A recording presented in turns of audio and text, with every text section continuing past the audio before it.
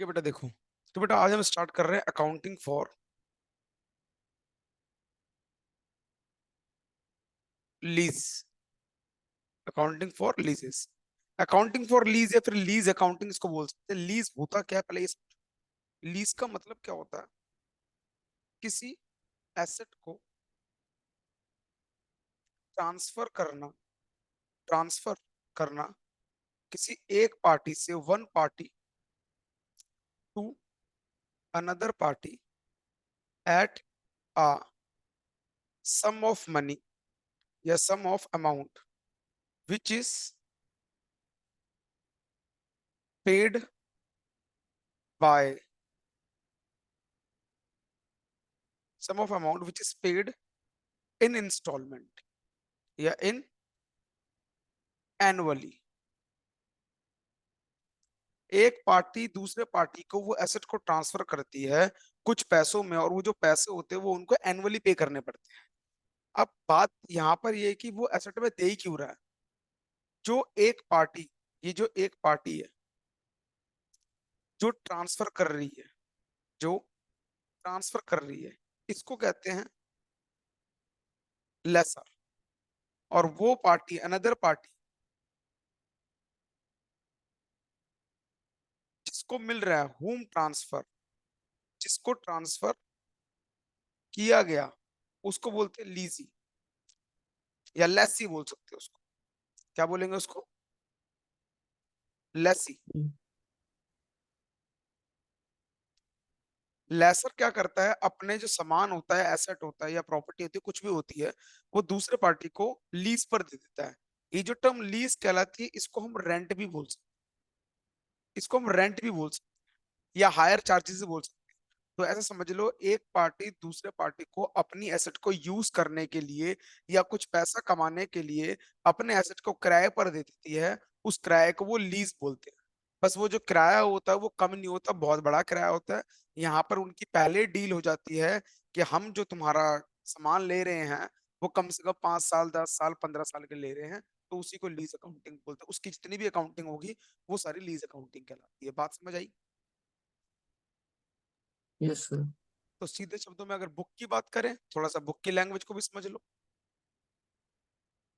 A lease is defined as a contract between the lessor and lessee for the use of specific asset for a fixed period and an agreed rental. समझ आ गई वही बात जो मैं बता रहा था अभी आपको? तो in fact there are basically three parties involved in a leasing transaction. कह रहा है इसके अंदर तीन पार्टी जो है वो इन्वॉल्व हो सकती है। पहला, वो लीजिंग कंपनी जिसको लेसर बोला जाएगा, विच फाइनेंस द ट्रांजैक्शन, मतलब जो ट्रांजैक्शन को फाइनेंस करती है। मैन्युफैक्चरर और supplier from whom the leasing company purchase the equipment, मतलब वो मैन्युफैक्चरर और सप्लायर जिससे जो लीजिंग कंपनी है परचेज करे इक्विपमेंट्स को। और वो पार्टी या फिर फर्म जिसको लेसी बोला जाएगा, who needs the equipment and who will possess use it and pay a periodic lease rental to a lessor over a specific period of time। देखो यहाँ पर तीन पार्टी कैसे बोल दी गई, और हमारे यहाँ पर क्या है, ज्यादातर केस में दो ही पार्टी होती है। कौन कौन सी? एक होता है लेसर और एक होता है लेसर और दूसरा होता है लेसी। लेसर और लेसी दो ही पार्टी होगी। लेसर कौन होगा? जो प्रॉपर्टी देगा। और लेसी कौन होगा? जो जिसको वो प्रॉपर्टी मिलेगी। अब इन्होंने अपने डेफिनेशन में क्या बोला है कि तीन भी हो सकती है। देखो यहाँ पर लिखा है ना, तीन भी हो सकती है। लेसर और मैन्युफैक्चरर और लीजी जिसको इक्विपमेंट की जरूरत होगी और अपने पास रखेगा, यूज करेगा और रेंट देगा। तो देखो यहाँ पर क्या कह रहा है, एक पार्टी है लेसर, समझना यहाँ पर इस केस में एक पार्टी है लेसी। लेसी लेसर के पास जाता है कि भाई मैं ना एक काम खोलना चाहता हूँ, लेकिन उस काम के लिए ना बड़ी मोटी इन्वेस्टमेंट चाहिए। क्या चाहिए? एक मोटी सी इन्वेस्टमेंट चाहिए। अगर वो इन्वेस्टमेंट आ गई ना तो भाई सही कमाई हो जाएगी। उसने कहा ठीक है। कह रहा भाई इन्वेस्टमेंट कितने की चाहिए? फॉर एग्जाम्पल इसने बोला 10 लाख की इन्वेस्टमेंट चाहिए। तो ये 10 लाख की इन्वेस्टमेंट लेसर क्या करेगा, ये इन्वेस्टमेंट 10 लाख की कर देगा। और यहां से जो भी उसको खरीदना होगा वो लेसी परचेस कर लेगा। लेसी फिर इसको यूज करके क्या करेगा, पैसा कमाएगा, मतलब प्रोडक्शन करेगा, बेचेगा, जो भी करेगा। उसके बाद लेसी क्या करेगा, इस अमाउंट को उसका एक एनुअल बना के उसको वो दे देगा। बात समझ आई नहीं समझ आई? Yes sir. तो दो पार्टी भी हो सकती है, तीन पार्टी भी हो सकती है, डिपेंड करता है। क्लियर? Yes sir. आओ एक और एग्जांपल समझाता हूँ इसके ऊपर, बस यही है, ज्यादा कंसेप्ट नहीं है इसके ऊपर। मेरा एक फ्रेंड है, मेरी परसों उससे बात हुई, तो वो ट्रेडिंग करता है, मतलब स्टॉक मार्केट ट्रेडिंग करता है। तो मैंने बोला भाई मुझे भी कुछ पैसा कमाना, कुछ तरीका बता। अब देखो ये है वो स्टॉक मार्केट, ठीक है। ये है मेरा फ्रेंड जो उसका पे काम करता है, स्टॉक मार्केट।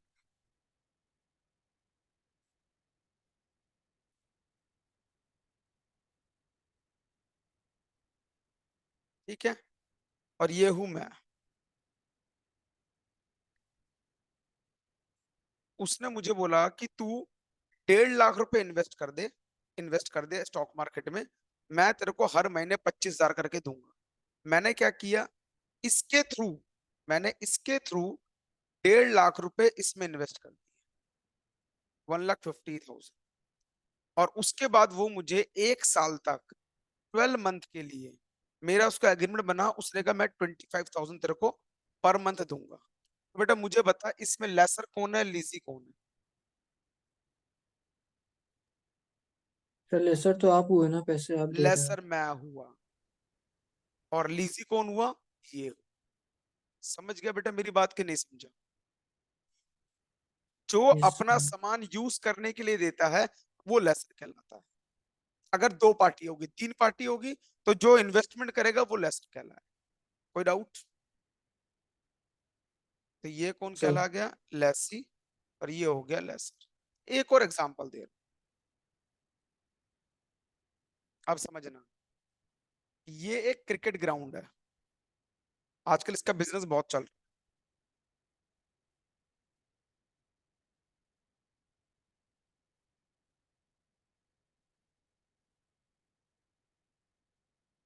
ठीक है भाई।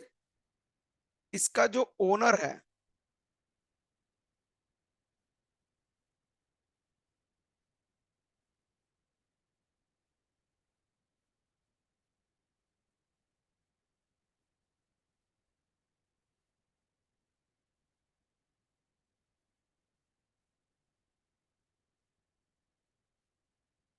चलो अब थोड़ी फील भी आएगी समझना। इसका जो ओनर है वो मिस्टर ए है। मिस्टर बी कहता कि मुझे ये ग्राउंड लीज पर चाहिए, ये ग्राउंड लीज पर चाहिए।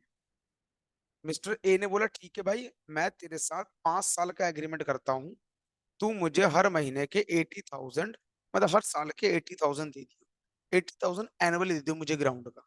मुझे मतलब नहीं तू उस ग्राउंड को खाली रख, जो भी काम कर, मुझे मतलब नहीं। क्लियर? मिस्टर बी क्या करता अब, ये ग्राउंड को रेंट पे दे रहा है लोगों को क्रिकेट खेलने के लिए। ये दिल्ली डे डेविल्स खेलने के लिए आ गई, गुजरात टाइटंस खेलने के लिए आ गई, और कौन से, कोलकाता नाइट राइडर्स आ गई, चेन्नई सुपर किंग आ गई, और कौन सी टीम अभी बता दे एक दो, लखनऊ सुपर जायंट्स। ये सर कोई टीम्स भी को, ले लीजिए। हाँ ये इन सबको क्या कर रही है, रेंट पे दे रही है। और ये लोग जैसे जैसे अपना मैच करते हैं, वैसे वैसे जो रेंट होता है पर डे का, वो बी को दे के चले जाते हैं।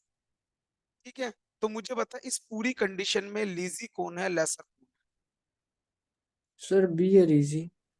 बी लीजी है, मतलब लेसी कौन हो गया, बी। और लेसर कौन है, ए सर। ए लेसर।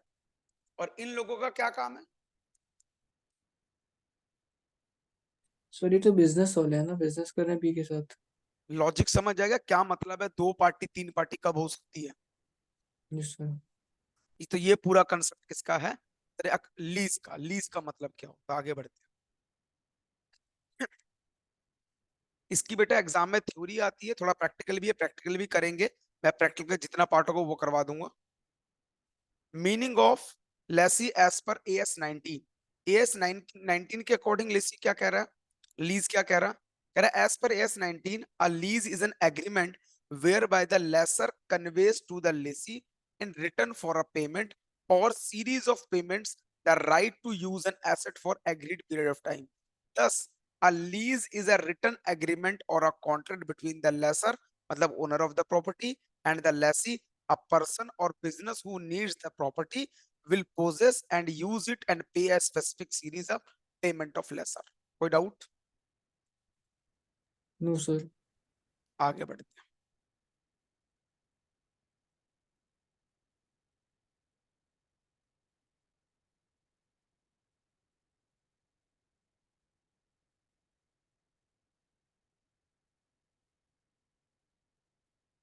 Next,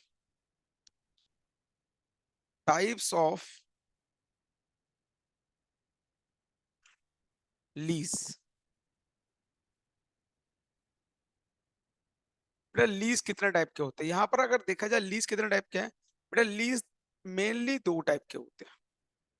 पहला है फाइनेंस लीज, फाइनेंस लीज, और दूसरा है operating lease.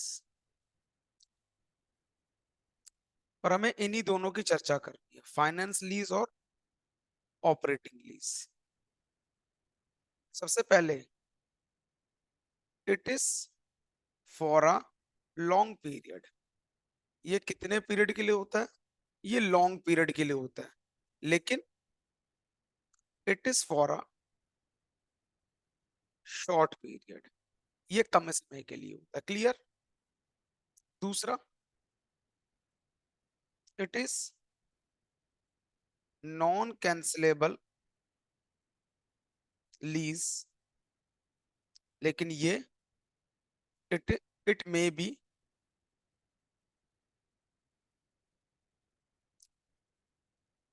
Terminated before contract period, contract period. तीसरा the cost of maintenance, repairs, insurance और any other cost, any other cost कुछ भी हो सकती है, और any other cost is borne by lessee. कौन बोन करेगा, लेसी बोन करेगा. इसका मतलब समझा दूंगा, बहुत आसान है समझना. borne by lessee. और लेकिन इस वाले केस में क्या होगा, the cost is borne by lessor. चौथा there is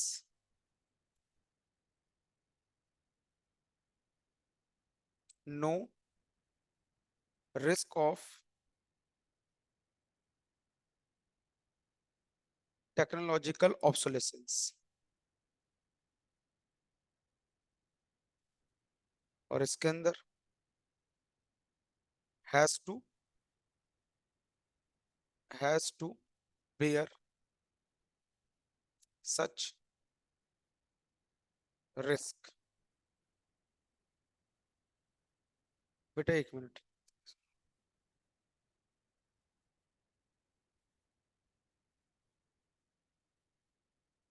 there is a, बेटा देखो लॉन्ग टर्म में नुकसान होगा कि शॉर्ट टर्म में नुकसान होगा. फिर लॉन्ग टर्म में रिस्क रहेगा। Yes, has to bear a risk. मैंने ऑपोजिट लिख दिया था, has to bear a risk. और no risk is to bear by lessee. Lessee को इसमें कोई रिस्क नहीं होगा. सो मेंटेनेंस और रिपेयर पूरा फाइनेंशियल लीज में ऐसे ही देखता है, हाँ इसमें डेप्रिसिएशन लेसी वगैरह। देखेगा, इसमें लेसी देखेगा सब कुछ. ओके। बात समझ आई. Yes sir. देखो बेटा सिंपल सी बात क्या है, फाइनेंस लीज लंबे समय के लिए, वही बात है क्रिकेट ग्राउंड में भाई कोई काम तो नहीं रहा, रोज खेलने कोई नहीं आ रहा, मैंने 10 साल के लिए लीज पर दे दिया, अब मुझे कल को उठ के आके बोलेगा नहीं भाई मैं कैंसिल करना चाहता हूँ, क्या मैं कैंसिल करूंगा, नो सर। मैं क्या बोलूंगा, मैंने कहा भाई कैंसिल क्यों कर रहा है भाई, अब तो मैं पैसे नहीं दे सकता तुम्हें। तो इसलिए फाइनेंस लीज हमेशा नॉन कैंसिल होती है। तो इसकी सारी मेंटेनेंस जो होती है, जिस बंदे ने वो सामान ले रखा था वो यूज करेगा। फॉर एग्जाम्पल तू मेरे से 10 साल के लिए मेरी गाड़ी लेके जाता है, तो बता उसमें टूट फूट मैं ठीक करूंगा तो खुद करवाएगा, हम ही कराएंगे सर।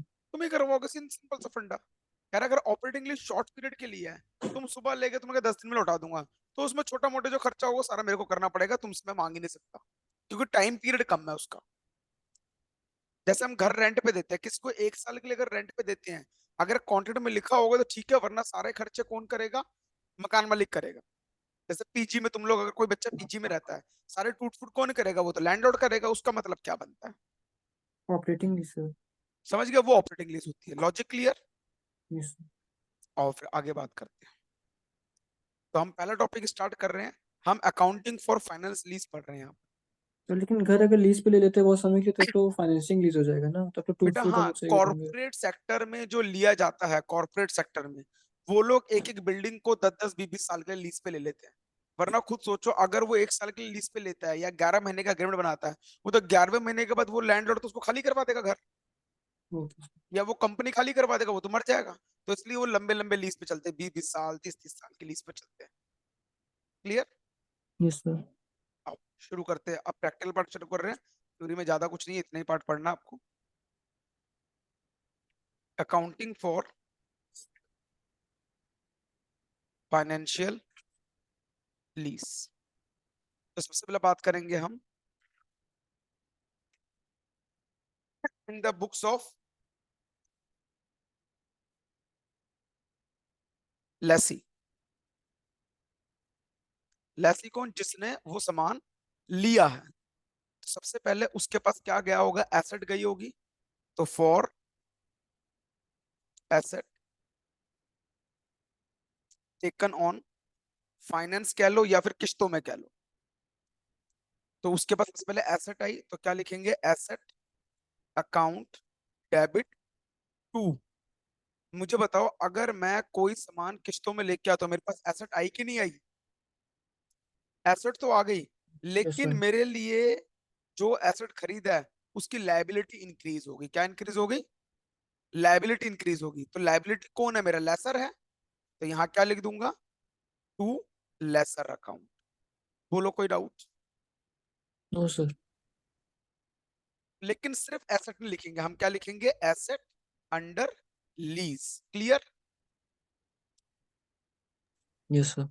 सेकंड, दूसरा, जो भी डायरेक्ट कॉस्ट, मतलब हमने उसके बदले कुछ पैसा दिया होगा उसको, स्टार्टिंग में जब लीज पे लिया होगा तब भी कुछ पैसा तो दिया होगा ना उस एसेट के बदले। अगर कुछ पैसा दिया है तो यहां लिखेंगे ऑन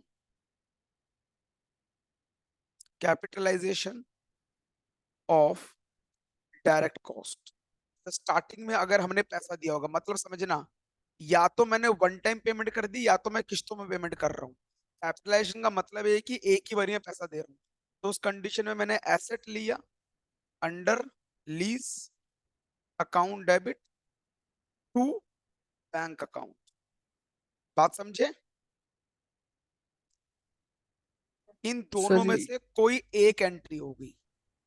ओके सर। अगर मैं किस्तों में ले रहा हूं तो मेरी लायबिलिटी बढ़ेगी, लेकिन मैं वन टाइम ले रहा हूं तो मेरी लायबिलिटी नहीं बढ़ेगी। क्लियर। तो मैं यहां लिख देता हूं इफ एनी। अब लेसर अकाउंट में वैल्यू कौन सी लिखेंगे, यहां पर प्रेजेंट वैल्यू, प्रेजेंट वैल्यू और फेयर, प्रेजेंट वैल्यू और मिनिमम,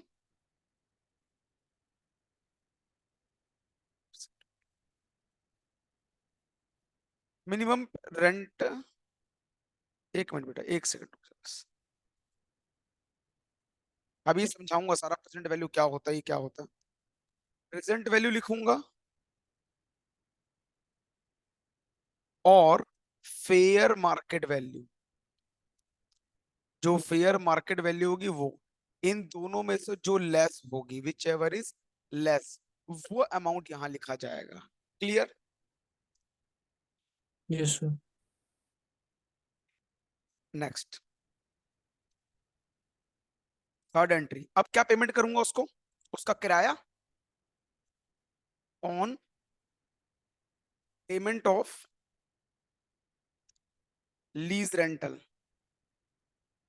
तो मैं लेसर को दूंगा तो लेसर मेरी लायबिलिटी खत्म करेगा, तो lessor account debit bank account, कोई दिक्कत। No sir. फोर्थ, अगर फाइनेंस चार्ज मतलब कोई ब्याज व्याज चल ले रहा है उसके ऊपर, क्योंकि ब्याज तो लेगा ही ना, छोटी सी बात समझो। अगर मैं एसेट खरीद के लाता हूँ कोई, वो एसेट अगर मेरी वन टाइम बिकती तो मुझे 40,000 मिलता, लेकिन तू मुझे पैसा 3 साल में देगा, तो मैं उस 3 साल के लिए ब्याज भी चार्ज करूंगा वहां पर, ठीक है। तो for finance charge, finance charge कह लो, फाइनेंस कॉस्ट कह लो, या इंटरेस्ट कह लो, ठीक है, कुछ भी कह लो, ड्यू फॉर द ईयर, जो भी उसमें बकाया होगा, तुम्हारी एंट्री क्या हो जाएगी, फाइनेंस चार्ज, फाइनेंस कॉस्ट, या फिर इंटरेस्ट।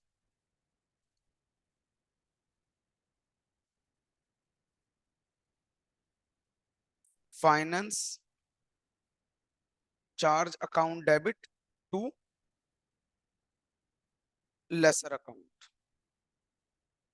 जो भी इंटरेस्ट होगा वो कैलकुलेट करना सीखेंगे, ठीक है। और लास्ट, ये एसेट जब वो यूज कर रहा है तो डेप्रिसिएशन भी इसी का ही माना जाएगा, ऑन चार्जिंग डेप्रिसिएशन। तो उस कंडीशन में एंट्री क्या हो जाएगी, depreciation account debit to asset account, वो भी एसेट कौन सा, अंडर लीज वाला, क्लियर। और लास्ट, जितना भी खर्चा पूरे साल का हुआ है, transfer to P and L account. तो क्या क्या खर्चा हुआ है, एक खर्चा ये हुआ है और एक खर्चा ये हुआ है, तो एंट्री क्या हो जाएगी, P and L to finance charge to depreciation. बोल बेटा, कोई डाउट है? नहीं सर, अभी क्वेश्चन तो लगेगा ना सर इससे? एग्जाम में जनरल एंट्रीज आती नहीं है वैसे, ओके जित सर। आएगी मैं करवा दूंगा, पूरा करवा के जाऊंगा, कोई टेंशन नहीं। हाँ, ठीक है।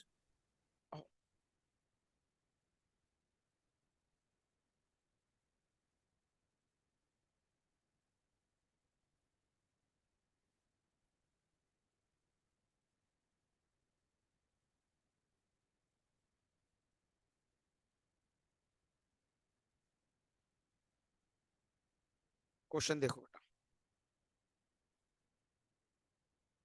कहता है एनुअल लीज रेंट, मतलब हर साल इतना किराया देगा वो, लीज की ड्यूरेशन है 5 साल, गारंटेड रेजिडुअल वैल्यू, कहता है 5 साल के बाद ये जो एसेट है, यहाँ पर क्या हुआ, जो 5 साल के बाद ये जो एसेट है, लेसर कह रहा इस एसेट पे तुम्हें 40,000 मिल जाएगा, टेंशन मत लो, मतलब कि तुम मेरे एसेट को 5 साल इस्तेमाल करो, ठीक है।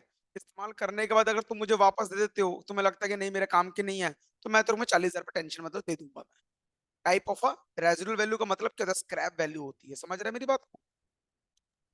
Yes sir. सर एक बार जरा एक कॉल आ गया था, आप एक्सप्लेन कर देंगे? एक सेकंड बस, एक करिए।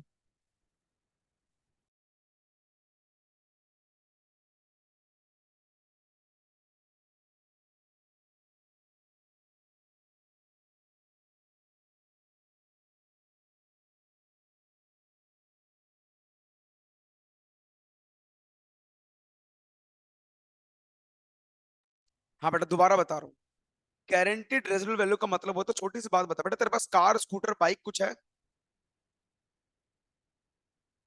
मेरी आवाज आ रही है?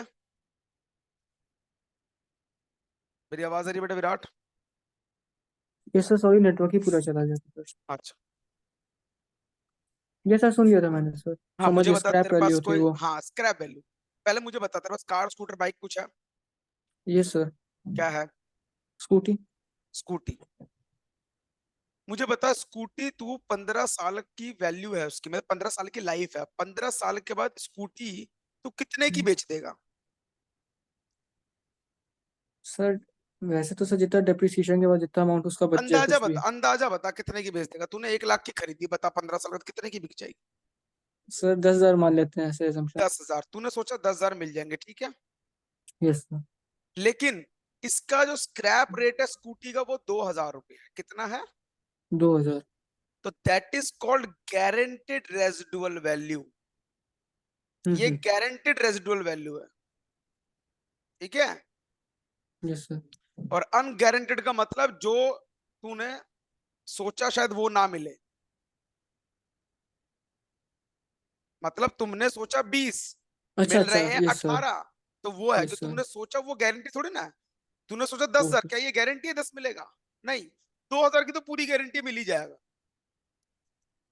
फॉर एग्जाम्पल हम बुक्स खरीद के लाते हैं, हमारे लिए तो यस सर। एसेट है। मुझे बता, बुक्स जब तेरा पढ़ाना खत्म हो जाएगा कितने की बेच देगा? Sir half rate normally sir चलता है। हाफ रेट में 1/3 चलता है अगर दुकान में बेचोगे तो। अच्छा। अगर दुकान की बात नहीं करो, तुम कबाड़ी वाले को दे रहे हो, तो वो तो 10, 12, 20 रुपए किलो लेगा। वो तो यस सर। गारंटीड है 20 रुपए किलो मिल जाएगा। अनगारंटीड का मतलब क्या होगा? जो तुमने सोचा और जितना तुम्हें मिला उसका माइनस करोगे, that is called unguaranteed value. Okay sir. आगे बढ़ते हैं। और सर फेयर वैल्यू, जितना सोचा टोटल उसको क्या बोलेंगे? जितना हमने सोचा वो तो तुम्हारी एक वैल्यू है कि तुमने ये सोचा है। अच्छा ओके वो सर। तो ये तो तुम्हारा, ये तो सेल होगा ना। अगर तुम सोच रहे हो कि मैं इतने की बेच दूंगा। हम्म।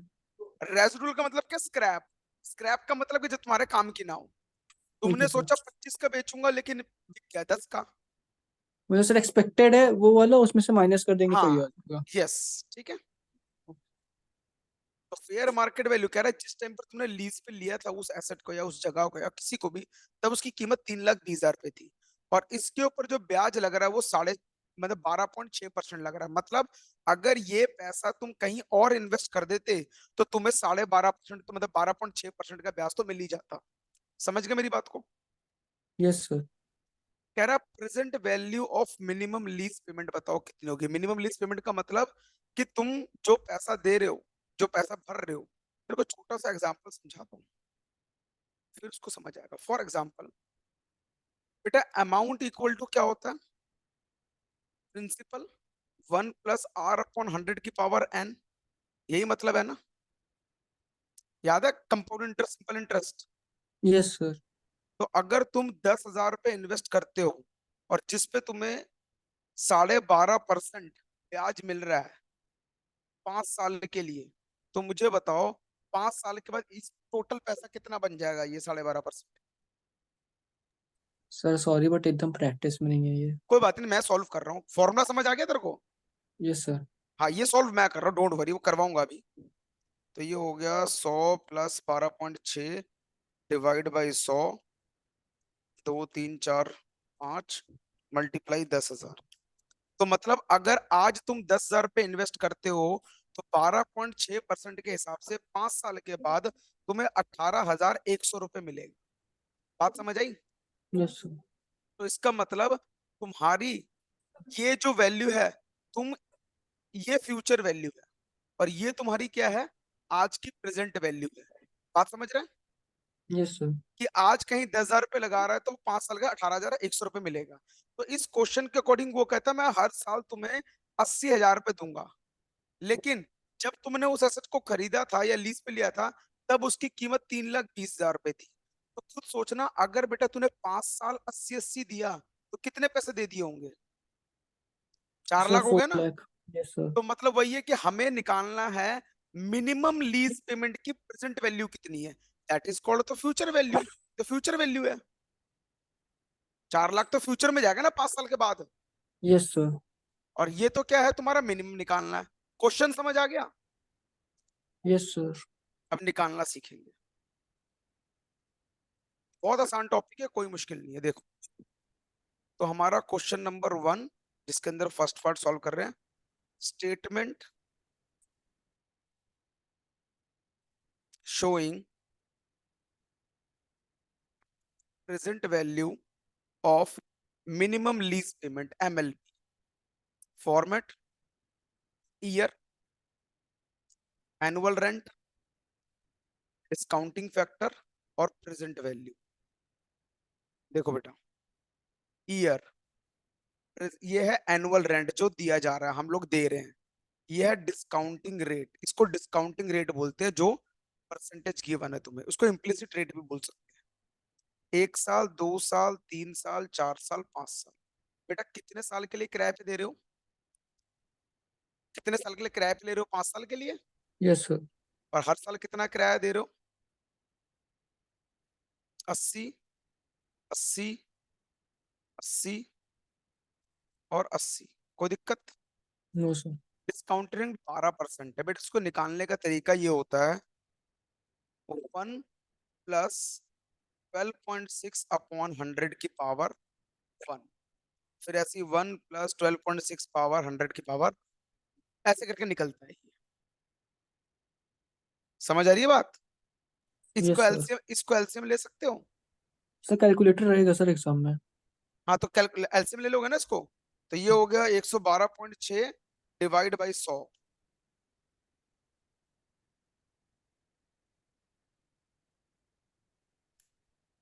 तो ऐसे करके इसको और थोड़ा तरीका बताऊं सॉल्व करने का।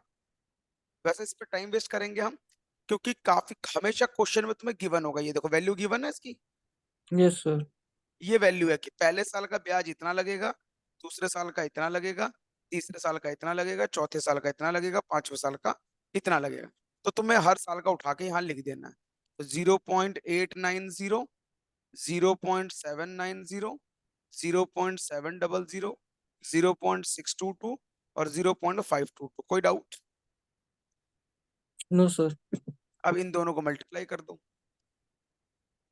80,000 मल्टीप्लाई 0.890, तो ये आ गया 71200, 0.790। ये आ गया 63200, 0.700। ये आ गया 5600, 0.622। ये आ गया 49760, 0.522।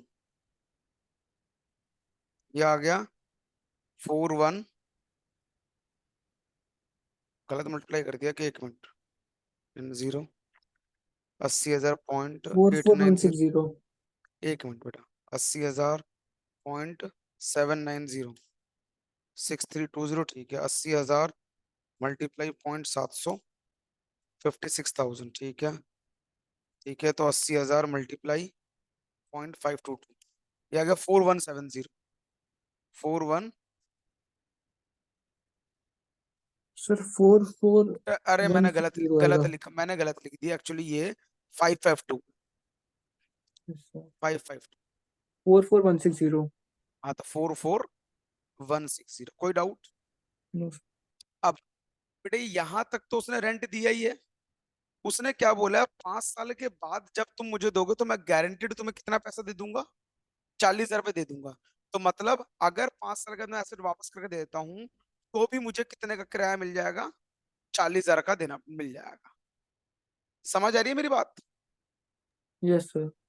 तो यहाँ पर पांचवें साल का 40,000 और लिख लो, 0.552 कर दो, तो 40,000 मल्टीप्लाई 0.55, तो 22,080 रुपये तुम्हें टोटल मिल गया। तो इसका मतलब तुमने टोटल आज तक जो पैसा 80 इंटू 5 प्लस 40,000, तुमने टोटल 4,40,000 रुपये दिया है। और इसकी जो प्रेजेंट वैल्यू, मतलब तुमने इन्वेस्टमेंट करी 4,40,000 की, और इसकी जो आज की प्रेजेंट वैल्यू है,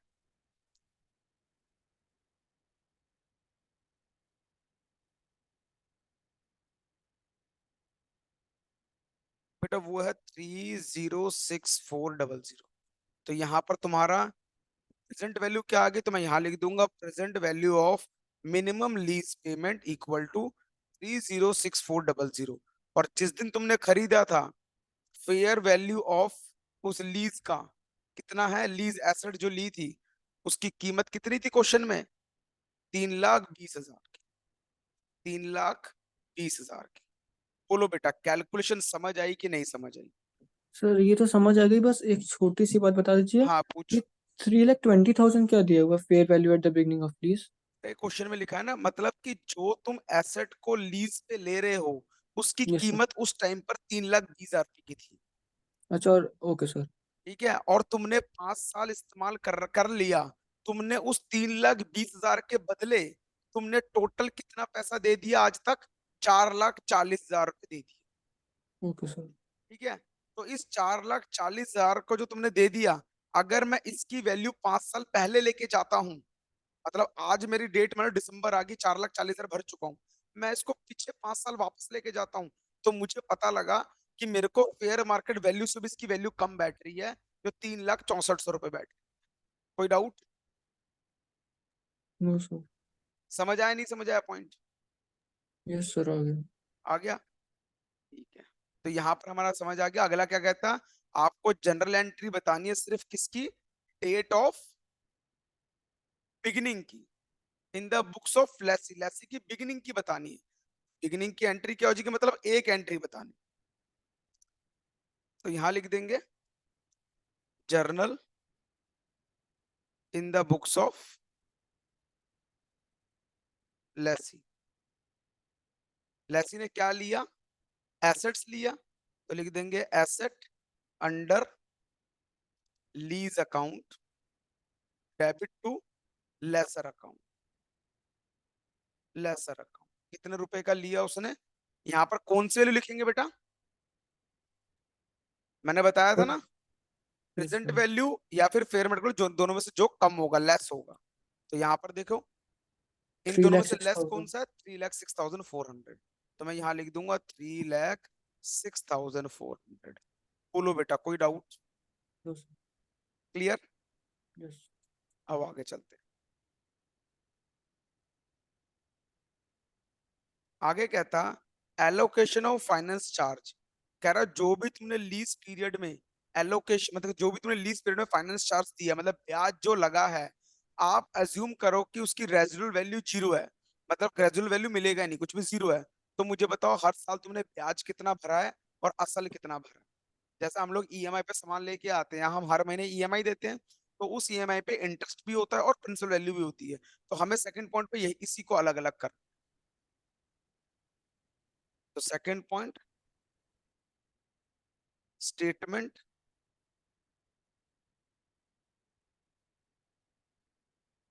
showing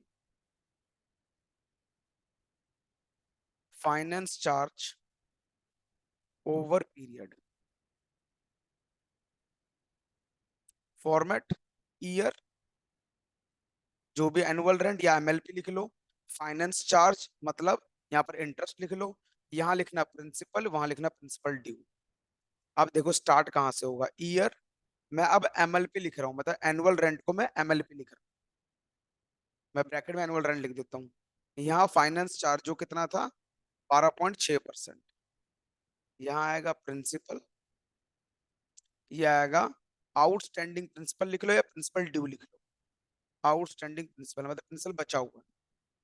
तो बेटा सबसे पहले 0, 1, 2, 3, 4, 5, 5 साल समझो। बेटा पहले साल तुमने कोई जब स्टार्टिंग में खरीदा, तो उसकी प्रिंसिपल वैल्यू कितनी थी, यही थी ना। Yes sir. Fair market value मतलब मार्केट का रेट अलग होता है और प्रिंसिपल वैल्यू अलग होती है, क्लियर। हमने हर साल कितना किराया दिया, 80, 80, 80, 80 और 80। और यहाँ पर हमने 5वें साल में टोटल कितना दिया था, गारंटेड कितना था, 40 था ना। तो मतलब 80 + 5 कितना हो गया, 80 + 40, 1,20,000। कोई डाउट?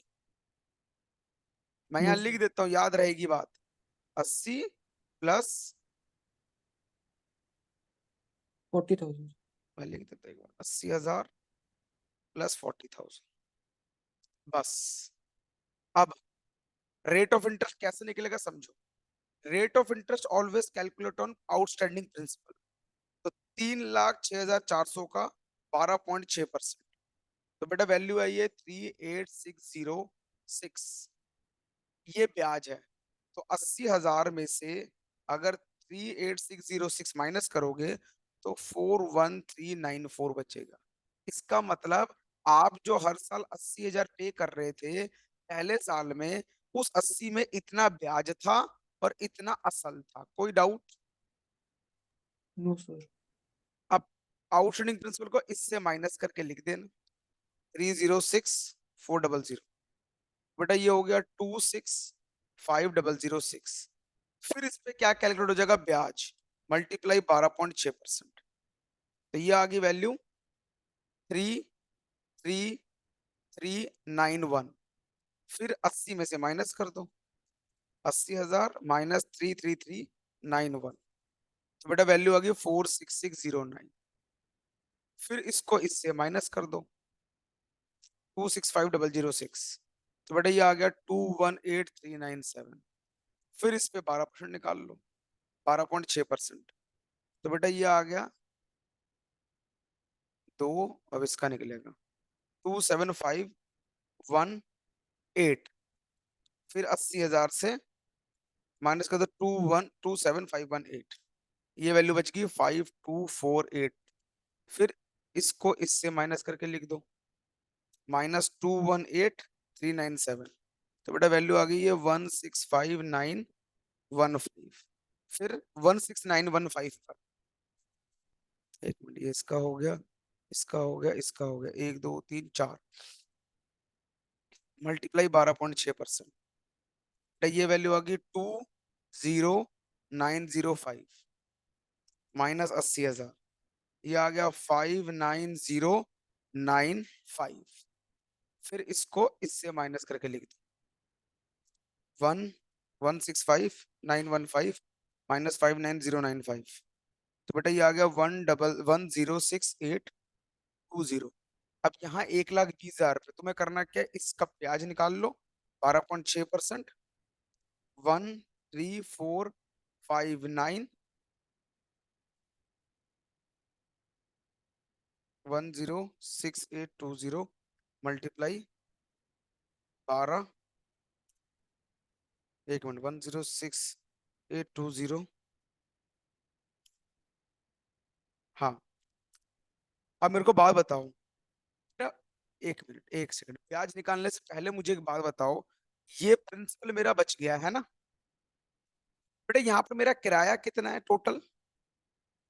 सर 3,06,400। ना ना, यहाँ पर किराया कितना है? ये एक पीस है। यस मेरे सर। प्रिंसिपल टोटल कितना था? तो 3,06,400। 3,06,400। तो इसका मतलब अब इन चारों को प्लस करके जो रिमेनिंग बचेगा वो यहीं पर आएगा। Yes sir. अब करके देखो एक बारी, 41395494, 46609, 52482, 59095, माइनस 3,06,400, बेटा वैल्यू आ रही है 1,06820। तो ये तो डायरेक्ट ही आ जाएगी ना इधर पूरी की पूरी, तभी तो इधर वैल्यू नील आएगी। कोई डाउट? No sir. अब ब्याज कैसे पता चलेगा, इन दोनों को माइनस कर दो, 13180। तो ये लास्ट स्टेप बेटा याद रखना, वरना पता है क्या होगा, ब्याज जब निकालोगे वैल्यू बढ़ जाएगी, मैच नहीं करेगा। बोलो बेटा, कोई डाउट? सर ऐसे लेसर को लॉस नहीं हो रहा है सर? वो जो 3,20,000 की मशीन है उसको बस 3,06,400 मिल रहा है। लेसर को तो ये पैसा मिल रहा है ना अच्छा। बेटा। क्वेश्चन क्या था? एनुअल लीज रेंट, ये हम पे कर रहे हैं इतना पैसा, किसको पे ओके कर सर। रहे हैं? लेसर तो हमेशा ही प्रॉफिट में जाएगा, नुकसान तो लेसी को होगा। क्लियर? सर मशीन की वैल्यू 3,20,000 है और लेसर को मिलेगा 4 lakh rupees. 4,40,000 rupees. 4,40,000 rupees. Okay sir. Clear? Yes sir. समझ आ गई मेरी बात? तो यस बेटा सर। ये था फर्स्ट क्वेश्चन। आगे बढ़ जाऊं? Yes sir. अब आगे देखो, अगर एग्जाम में आएगा तो 5 7 मार्क्स में यही आएगा क्वेश्चन। कह रहा है using data of illustration 1 give general entries in the books of lessee. Lessee के अकाउंट में जनरल एंट्री करनी है। तो अभी हमने जो जनरल एंट्री देखी उसमें क्या था, हर साल। यहां से देखो, ब्याज कितना है, पेमेंट कितनी करनी है, ब्याज कितना है ये है, पेमेंट कितनी कर रहे हो, जो भी ब्याज के साथ पेमेंट कर रहे हो ये कर देना। ये पेमेंट कर रहे हो ना आप 80,000 रुपए, ये ब्याज है, फिर यस सर। ट्रांसफर कर देना। तो बेटा देखो यस यही सर। एंट्री पास हुई।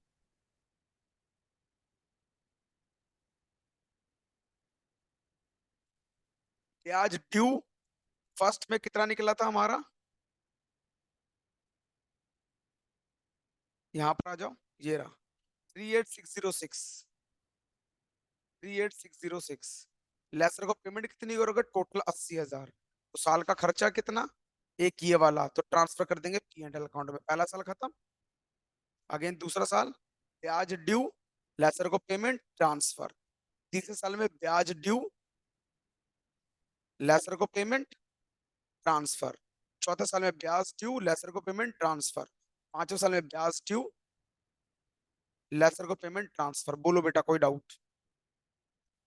No sir. आगे बढ़ जाऊं। ठीक है sir. Next, accounting for finance lease in the books of lessor. ये हमने किसके बुक में एंट्री पढ़ी, लेसी की बुक में पढ़ी, ठीक है। अब किसकी बुक में पढ़ेंगे, लेसर की बुक में पढ़ेंगे, ठीक है।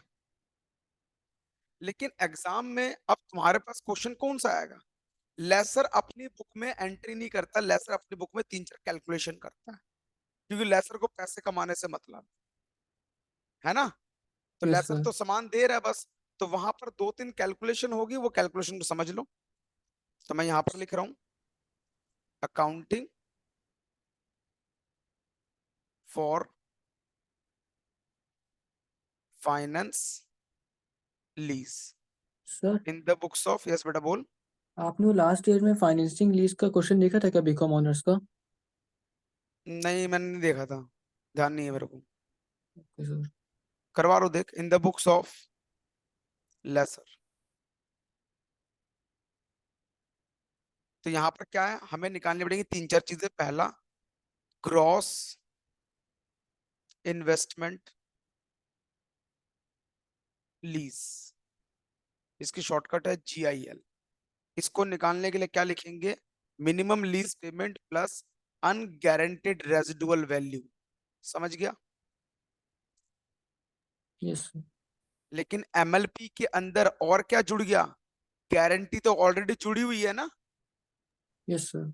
हमने अभी जो ऊपर MLP निकाल रहे थे, ये गारंटीड वाली तो जुड़ी हुई है ऑलरेडी। बस हमने GIV के लिए, GIL के लिए अलग से क्या जोड़ दिया, अनगारंटीड वाला जोड़ दिया। क्लियर।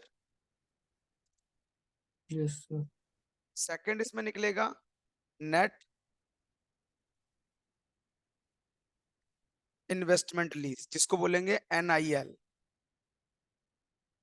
इसके अंदर क्या करेंगे, जो जो भी GIL आएगा उसको माइनस कर देंगे किससे, अनअर्न्ड फाइनेंस इनकम से।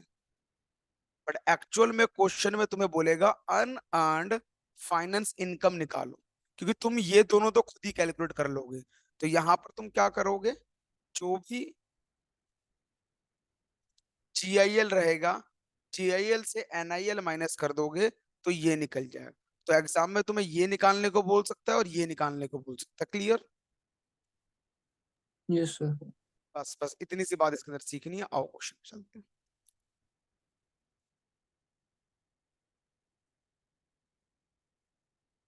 देख बेटा, illustration 3, X limited lease a machine to Y. X ने लीज पे दिया मशीन किसको, वाई को। Condition, following the following condition. कह रहा फेयर वैल्यू ऑफ मशीन है 30 लाख की, लीज का पीरियड है 5 साल, लीज का जो रेंटल है 5 लाख पर एनम है, गारंटेड रेजिडुअल वैल्यू 1 लाख रुपए है, और एक्सपेक्टेड रेजिडुअल वैल्यू गिवन है यहाँ पर 180। तो बेटा अनगारंटेड रेजिडुअल वैल्यू कितनी हो गई, 80 सर। 80,000। वेरी गुड, बस यही चीज थी इसके अंदर ढूंढने वाली। इंटरनल रेट ऑफ रिटर्न 15% दे रखा और 15% की 5 साल की वैल्यू बता दी। तुम्हें क्या निकालना है, GIL और UFI। शुरू करें। Yes sir. सर ये हाँ जो बेटा बोल। फेयर वैल्यू ऑफ मशीन, ये कॉस्ट है 30 लाख मशीन का? देखो बेटा, फेयर वैल्यू का मतलब होता है जो मार्केट में इस मशीन की कीमत 30 लाख रुपए है, तो हम भी 30 लाख की आपको देंगे, ओके सर। ठीक है। लेकिन वो मार्केट वैल्यू बताता है, तुमने एक्चुअल में कितने पे करे, क्या तुम 30 लाख की पे कर रहे हो। नहीं सर, उसको दे रहे हैं तो कम ही में खरीदे होंगे। हाँ, तुम 30 लाख की, नहीं नहीं बात को समझ, इसकी मार्केट में 30 लाख वैल्यू है, तो क्या तुम यस सर। 30 लाख भर रहे हो कि ज्यादा भरोगे। सर उससे कम भरेंगे। तुम तो तो कम भी ज्यादा। भर सकते हो, ज्यादा भी भर सकते हो ना भाई, ब्याज, तुम्हें तो हर साल किराया देना है ना 5 लाख रुपए, यस सर। Yes sir. तो तुम तो ज्यादा भी भर सकते हो। Yes sir. डिपेंड करेगा पीरियड के ऊपर। तो देखो question number 3, statement showing GIL and UFI। तो निकालने का तरीका सबसे पहले ईयर।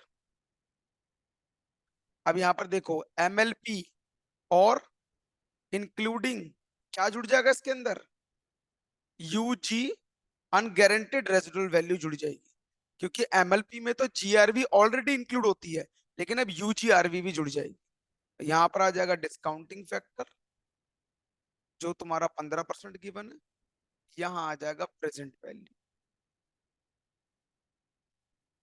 1 साल 2 साल 3 साल 4 साल 5 साल की लीज है, और हर साल वो कितने पेमेंट कर रहा है, 5 लाख 5 लाख 5 लाख 5 लाख और 5 लाख। कोई डाउट? No sir. गारंटेड कितनी बोली है उसने, 1 लाख। 1 लाख, और अनगारंटेड 80,000। 80,000। तो यहाँ पर 3 बार 5 लिखेंगे, पहले लिखेंगे गारंटेड वाला, फिर लिखेंगे अनगारंटेड वाला।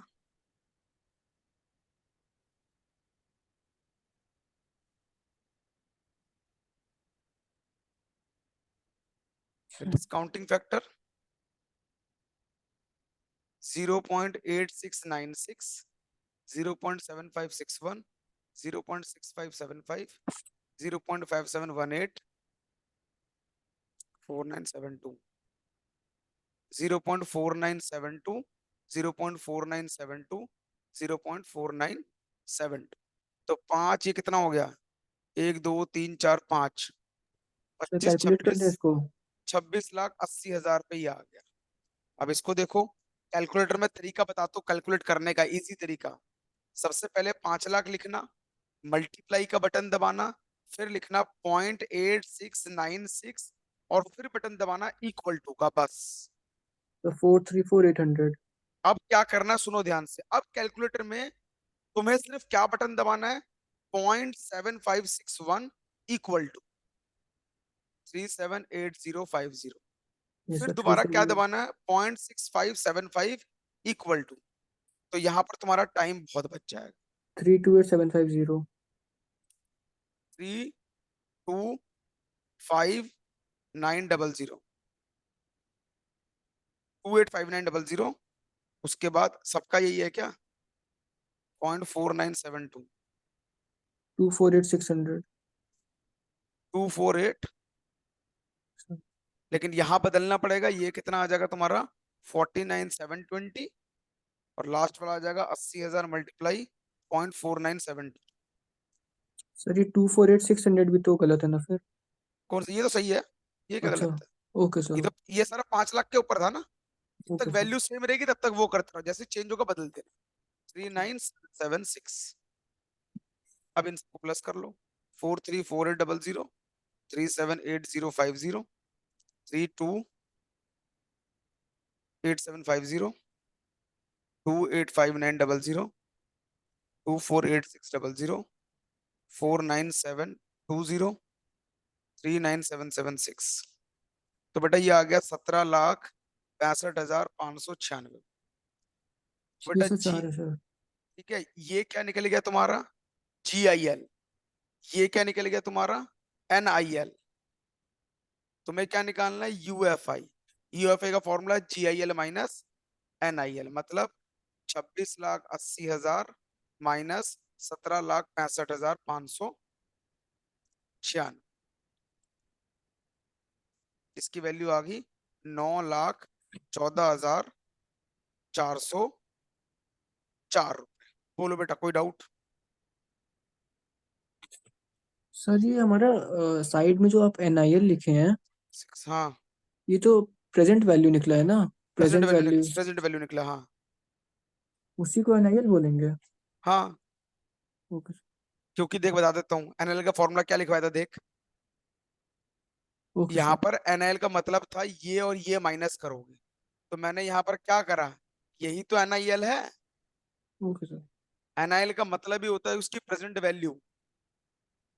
ग्रॉस और नेट का फर्क ही यही है, ठीक है। Yes sir. 1 minute, 5 lakh multiply 0.5761, ठीक है। तो बेटा हमारा आंसर ये आ गया 9144, 26,80,000 माइनस 17,65,596, 94404, ये हमारा यूएफआई आ गया। क्लियर? Yes sir. समझ आ गई मेरी बात? Yes sir. यहाँ पर तुम्हारा फाइनेंस लीज खत्म होता है। सर फाइनेंस लीज का एक और क्वेश्चन है, सेंड कर दें सर, लास्ट ईयर का है। हाँ बता। सर बुक में सर शायद आपकी होगा नहीं सर वो। हाँ बता दे क्वेश्चन क्या है, अगर बुक में कोई पेज नंबर बता दे, अगर है तो देख लेता हूँ।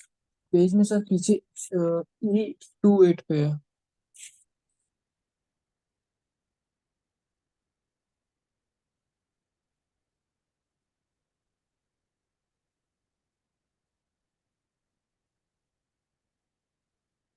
एक मिनट भाई ढूंढता हूँ, रुक जा, क्वेश्चन तो तो है लेकिन। फोटो भेज दीजिए। हाँ फोटो भेज दे बेटा मुझे। फोटो भेजिए।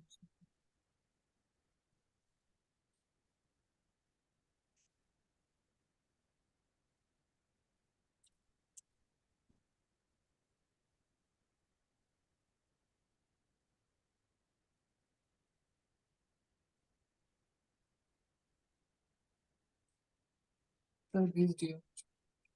ये देख लेते हैं।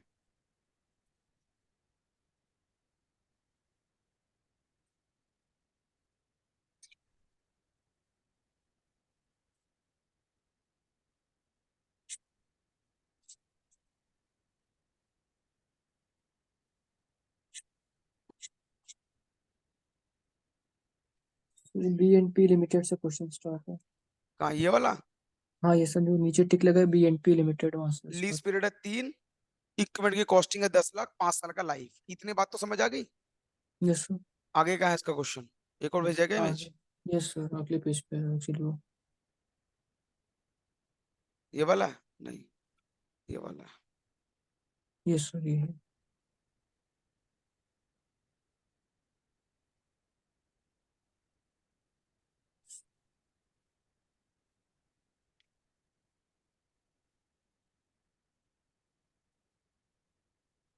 फेयर मार्केट वैल्यू 10 लाख है, बेटा अब तो कर ही लेगा तू।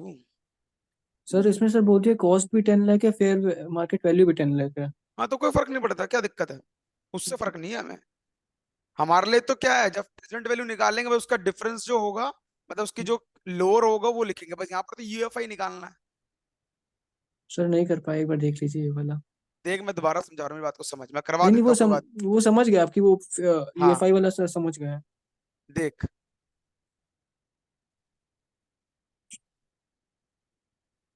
सर ये लास्ट ईयर बीकॉम ऑनर्स में आया था, कोई दिक्कत 2010। नहीं।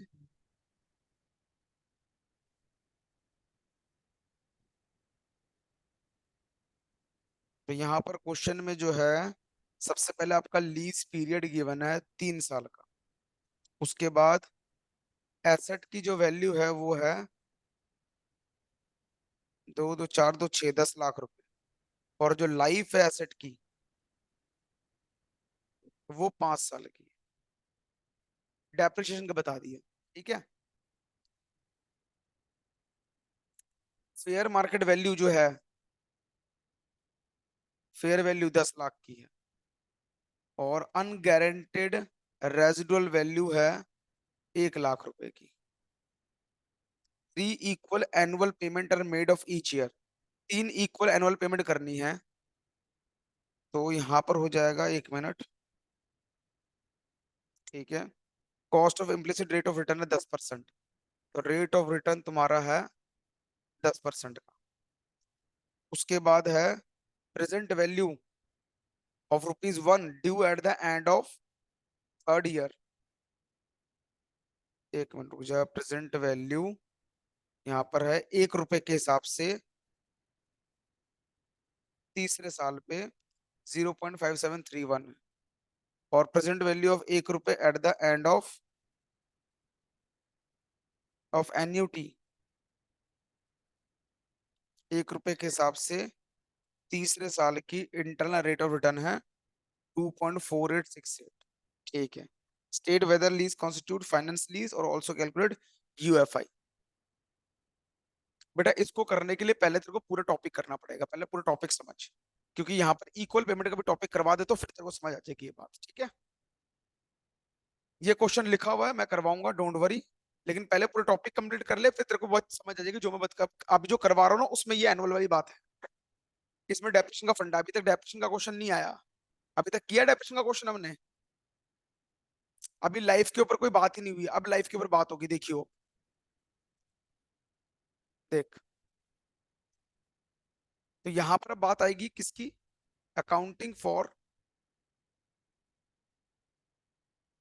Operating lease. अब अकाउंटिंग किसकी आ जाएगी, ऑपरेटिंग लीज की आ जाएगी। ऑपरेटिंग लीज की अकाउंटिंग के लिए हमें यहां पर क्या समझना है, in the books of leasing. बेटा समझियो, सबसे पहले आपको क्या है, एक किराया देना है, तो यहाँ पर ये देखो ये शॉर्ट टर्म पीरियड के लिए, समझियो पहले, on recording of rent expense.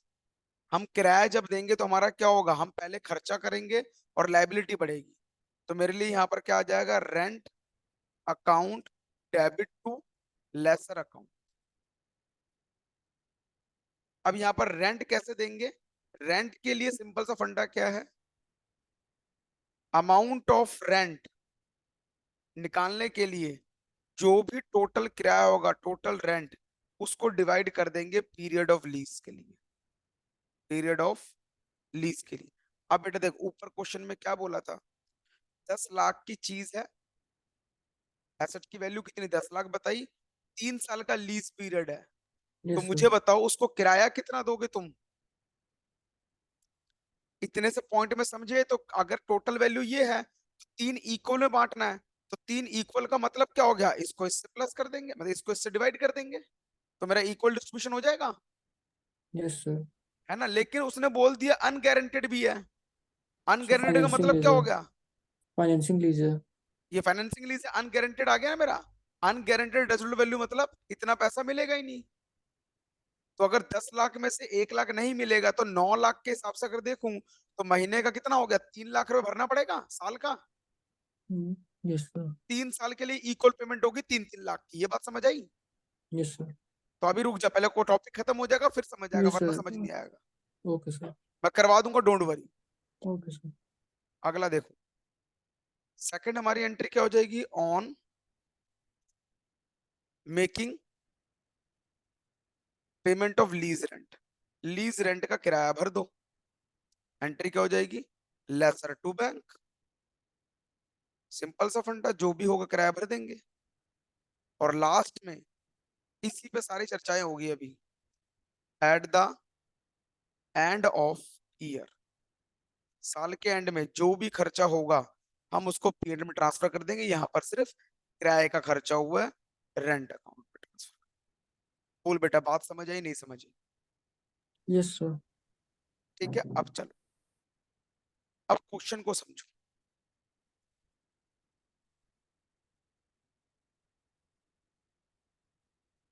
X ने एक मशीन ली वाई से 3 साल के लिए ऑपरेटिंग लीज पर, लिख दिया उसने, उसकी जो एस्टिमेटेड आउटपुट है 1 साल की, it's estimated output in 1 year, पहले साल उससे तुम 10,000 का आउटपुट निकाल सकते हो उस मशीन से, दूसरे साल 20,000 का आउटपुट निकाल सकते हो, तीसरे साल 40,000 का आउटपुट निकाल सकते हो, समझ आ गई मेरी बात। उस मशीन यस से सर। तुम इतना आउटपुट निकाल सकते हो। Yes sir. Agreed annual lease की जो पेमेंट है वो 15,000 रुपए पहले साल की है, 30,000 रुपए दूसरे साल की है, तीसरे साल में 35,000 रुपए, मतलब तुम्हें हर साल अलग अलग किराया देना है, 15, 20, 35। आपको जनरल एंट्री बतानी है in the books of X limited. X कौन है, एक्स है लीजी। कोई डाउट। No sir. अब क्वेश्चन को देखते हैं, यह है क्वेश्चन नंबर 4। इस क्वेश्चन में तुम्हें सबसे पहले तुमने पेमेंट कितनी करी है, एनुअल रेंट 1, 2, 3। एनुअल रेंट पहले साल तुम कितना दे रहे हो क्वेश्चन के अकॉर्डिंग, 15, 20, 35, 15, 20 और 35, 15,000, 20,000 और 35,000, तो ये होगा टोटल तुम्हारा 80,000 रुपये। तीन चार पाँच 70,000। कोई डाउट? No sir. टोटल खर्चा 70,000 रुपए का। मुझे बताओ क्या तुम्हारा जो आउटपुट है क्या वो बराबर है? कह रहा है पहले साल तुम 10 निकाल रहे हो, दूसरे साल 20, तीसरे साल 40। पहले तुम 10,000 निकाल रहे हो, फिर 20, फिर 40। ये भी कितना है? 70,000। कोई दिक्कत? बोलो। No sir. No sir. अब मुझे बताओ अगर तुम किराया भरोगे तो किराया हर साल कितना भरोगे? हम रेंट जो भरेंगे यही भरेंगे? हम रेंट जो भरेंगे यही भर रहे हैं ना, 15,000, 20,000 और 35,000। Yes sir. तो अगर अभी मैं ईयर वन की जनरल एंट्री की बात करूं, ईयर वन में, तो सबसे पहले मैं क्या करूंगा? Rent account. Rent account debit to किसको देना है? मैंने वाई लिमिटेड को देना है। कितना देना है? 15,000 रुपए देना है। कोई दिक्कत? No sir. दूसरे में ईयर के का क्या करूंगा? वाई को पेमेंट कर दूंगा। Y limited account debit to bank. कितना? 15,000 रुपए। कोई दिक्कत? No sir. अब अगर मैं उसको 15,000 रुपए दे रहा हूं, क्या मेरा खर्चा भी 15,000 का हो रहा है? तो मुझे पहले जो टोटल लीज पेमेंट है, मुझे अपने आउटपुट के अकॉर्डिंग मेरे एक्सपेंस का पता करना पड़ेगा। तो यहां पर मैं क्या लिखूंगा? ऐसा समझ लो, एक्सपेंस एज पर आउटपुट। ये टोटल खर्चा कितना हो रहा है साल का? 70,000। Yes sir. टोटल 70,000 खर्च कर रहा हूँ, मल्टीप्लाई बाई मैं पहले साल कितना आउटपुट निकाल रहा हूँ? 10,000। कितने में से? 70 में से। तो बेटा खर्चा कितना हुआ पहले साल? 10,000 है ना? यस दूसरे सर। साल 70। आउटपुट कितना निकाल रहा हूँ? 20,000। कितने में से? 70 में से। टोटल कितना हुआ? 20,000। तीसरे साल 70। कितना आउटपुट निकाल रहा हूँ? 40,000 डिवाइड बाई 70,000। तो खर्चा कितना कर रहा हूँ? 40,000। तो एक्सपेंस भी 70,000 और बेटा ये बाई चांस की बात है कि मेरा खर्चा भी 70 है और ये भी 70 आ गया। लेकिन यहाँ एक ओके गड़बड़ी सर। हुई देख। पहले साल कितना एक्सपेंस हो रहा है, 10,000। लेकिन हमने भरे कितने हैं? 15,000 रुपये सर। तो उस कंडीशन में क्या होगा? जब तुम पी एंड एल अकाउंट में ट्रांसफर करोगे तो P and L account debit तुम सिर्फ 10,000 ही ट्रांसफर कर सकते हो, क्योंकि उससे तुम्हारा मैच खर्चा करते यही हुए ना सर। इसी से मैच करवाते हुए। और बाकी जो बचेगा, जो 5,000 जो बच रहा है, जो तुम्हारा एनुअल रेंट के तुम ऊपर भर रहे हो उस खर्चे को, तो उसको तुम डाल दोगे lease equalization account. Okay sir. कि लीज को इक्वल करने के लिए टू रेंट अकाउंट या to rent account, to rent. Okay sir. तो ये मेरा टोटल कितना हो गया? 15,000 हो गया। कोई दिक्कत? नहीं सर। अब ऐसे दूसरे साल में आ जाओ, ईयर टू। दूसरे साल में रेंट कितना भरा हमने? 20,000। टू वाई लिमिटेड को ड्यू हो गया। रेंट कितना पे करा वाई को? 20,000। और हमारा खर्चा भी कितना हुआ है? खर्चा भी 20 हुआ है, तो टेंशन खत्म होगी। सर अगर कुछ इन्फॉर्मेशन नहीं देता है तो हम हाँ लोग मान लेंगे जितना रेंट देना है स्ट्रेट लाइन मेथड में रेंट पे कर देंगे ना। हाँ हाँ बिल्कुल। तो यहाँ पर क्या आ जाएगा हमारा? सीधा P and L account debit to rent account 20,000। बोलो बेटा कोई डाउट? No sir. क्या तुम, अच्छा इसके अंदर अगर कोई पूछे कि सर लीज रेंट कहाँ चला गया, तो अगर तुम यहाँ पर लिखते हो कि लीज इक्विलाइजेशन अकाउंट, यहाँ नील आ जाएगा, कुछ भी वैल्यू नहीं लिखनी। टू रेंट अकाउंट, तो इसको लिखो चाहे ना लिखो कोई फर्क नहीं पड़ता। क्लियर बेटा? Yes sir. क्या तुम 30 साल की एंट्री पास कर लोगे इसकी? यस सर कर लेंगे। सेम ही होगी, ठीक है। देखो ये 30 साल की एंट्री, यहाँ पर लीज रेंट आ गया, 35,000 की पेमेंट होगी। तो लास्ट में अब देखो यहाँ पर भी कितना, अच्छा यहाँ पर लास्ट का वो था, मैं लास्ट का बता देता हूँ। खर्चा कितना है? 35। अब ये ज्यादा है तो उसको क्या कर देंगे,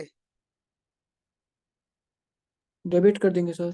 हाँ तो उससे कैंसिल ही हो गया। देख लीज रेंट यहाँ क्या था, डेबिट में 5,000 था, और जब अगले वाला करोगे तो वो क्रेडिट हो जाएगा ना, इन बढ़ रहा है वो खर्चा, यस सर। तो वहां पर तुम क्रेडिट कर दोगे तो एक, हाँ ये देख यहाँ पर क्या हो गया, लीज रेंट इक्विजिशन क्रेडिट हो गया, तो उस कंडीशन में ऊपर नीचे से कैंसिल कर सकते हो उसको। ठीक है, बात समझ आई नहीं समझ आई? यस सर आ गई। हाँ कर लेना इसको, हो जाएगा, कुछ भी नहीं है इसके अंदर। लास्ट सर ये जो कंसेप्ट, हम लोग सर डेप्रिसिएशन के चैप्टर में जो हम लोग लीज लीज पे क्वेश्चन सॉल्व कर रहे थे डिप्लीशन यूनिट मेथड में, हाँ उसमें से हम लोग लीजी की बुक मेथड से कर रहे थे ना। वो अलग कंसेप्ट था, उसमें डिप्लीशन मेथड यूज हो रहा था। अच्छा सर, इसमें भी वैसे वही है ना, इसीलिए सोच रहा हाँ हूँ। लगभग, पर सेम नहीं कर सकते तुम इसको, वो अलग ओके। थोड़ा कैलकुलेशन फिर भी आ जाएगी लेकिन एंट्रीज नहीं आ पाएगी। नहीं नहीं, वो तो समझ गए सर। लास्ट कंसेप्ट है इस चैप्टर का, ध्यान से देख, accounting in the books of lessor. किस बेस में, ऑपरेटिंग लीज में। सबसे पहले ऑन लीज रेंटल इनकम, अब लेसर की तो इनकम हो रही है ना, तो यस लेसर सर। क्या लिखेगा यहाँ पर, ऑपरेटिंग लीज रिसीवेबल अकाउंट, या फिर asset on lease receivable account, lease rental income. उसकी इनकम जो भी होगी, या तो इनकम लिख देगा, या फिर वो इसकी जगह परचेज भी लिख सकता, कि परचेज को घटा दिया। सेल नहीं लिख सकता, परचेज को कम कर दो, या फिर अपनी इनकम को बढ़ा दो, दोनों में से कोई एक काम कर। दूसरा, जब पैसा मिलेगा on receipt of lease rental income, यहाँ पर क्या हो जाएगा, पैसा आया तो बैंक अकाउंट डेबिट, और ये हो गया lease operating lease receivable account.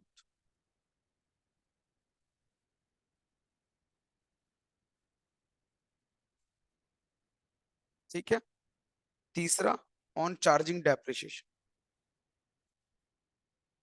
अब ये डेप्रिसिएशन चार्ज करेगा तो क्या होगा, depreciation to lease account, depreciation to lease, या फिर डेप्रिसिएशन टू एसेट अकाउंट लिख लो simple, asset under lease account, asset account.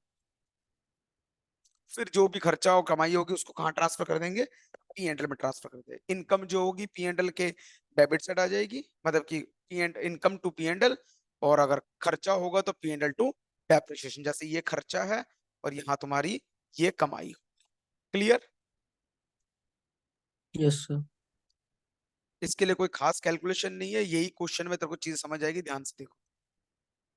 Output of a machine having economic life 5 years, machine की लाइफ कितनी है, 5 साल की है। कह रहा पहले साल वो 5,000 यूनिट का एस्टिमेट लगा रहे हैं हम, दूसरे साल 15,000 का लगा रहे हैं, तीसरे साल 20,000 का लगा रहे हैं, चौथे साल 8,000 का लगा रहे हैं, पांचवें साल 2,000 का लगा रहे हैं। Machine given for a period of 3 years, machine को कितने साल के लिए दे रखा है, 3 साल के लिए दे रखा है।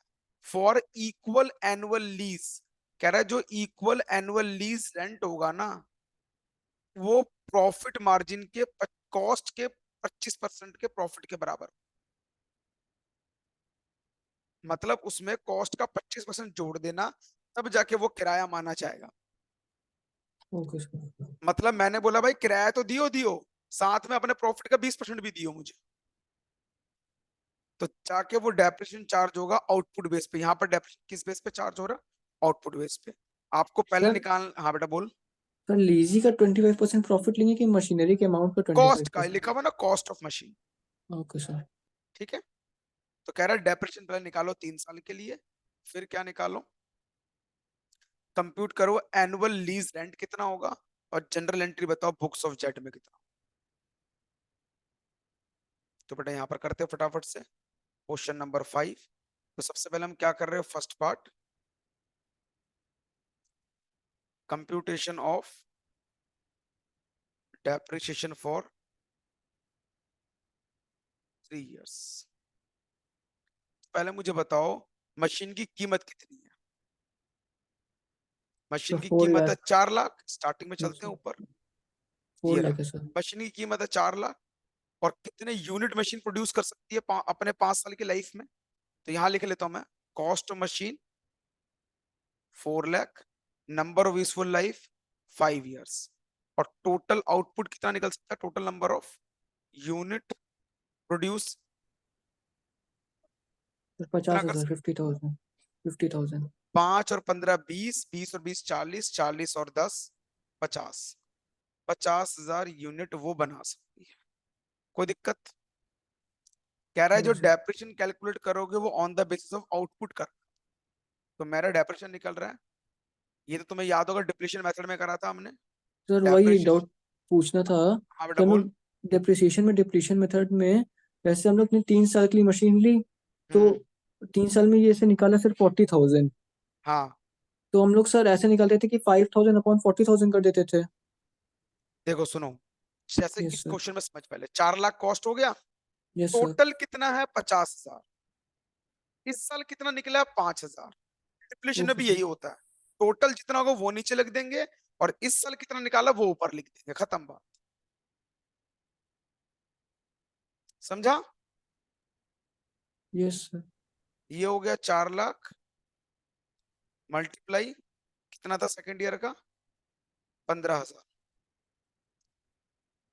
डिवाइड बाई 50,000, और depreciation year 3, 4 lakh multiply 20,000 divide by 50। तो ये तो हो गया 8, 8 पंजे 40, 15, ये हो गया 8, 8 पंजे 40, 4 12, 1,20,000, ये हो गया 1,60,000। बोल बेटा कोई डाउट। No sir. ये डेप्रिसिएशन निकल गया 3 साल का। पहला क्वेश्चन कंप्लीट। दूसरा कहना है एनुअल लीज रेंट बता कितना हो। Second part, annual computation of annual lease rent, computation of annual lease rent. अब बेटा खुद सोच, इसको समझिए। उसने क्वेश्चन में क्या बोला था लीज के लिए, कि एनुअल लीज रेंट जो होगा, कह रहा है 3 साल के पीरियड के लिए दिया है, इक्वल एनुअल लीज रेंट होगा, लेकिन उस पे 25% का क्या लगेगा, कॉस्ट ऑफ मार्जिन जुड़ेगा 25%। बात समझ आ रही है। Yes sir.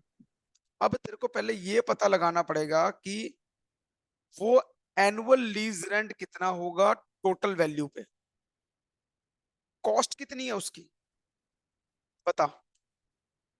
कॉस्ट है कितनी, 4 लाख 4 लाख। है, 4 लाख है। तो पहले तो कॉस्ट अगर 4 लाख है, 4 लाख का वो कितना परसेंट मांग रहा है, 25%। Yes sir. तो मतलब उस चीज की वैल्यू कितनी हो गई, सर 5 लाख। उस चीज की वैल्यू होगी 5 लाख रुपए। कोई दिक्कत। No sir, no sir. अब अगर 5 लाख की कॉस्ट है, मार्जिन के हिसाब से हमने निकाल दिया, हमारे पास कितने साल के लिए वो लीज आ रही है, 3 साल की। 3 साल तक का आउटपुट कितना है कैलकुलेट कर। सर 40,000। 40,000, और टोटल आउटपुट कितना है, 50,000 50। सर।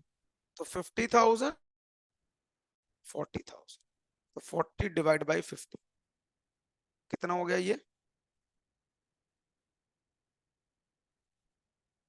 10।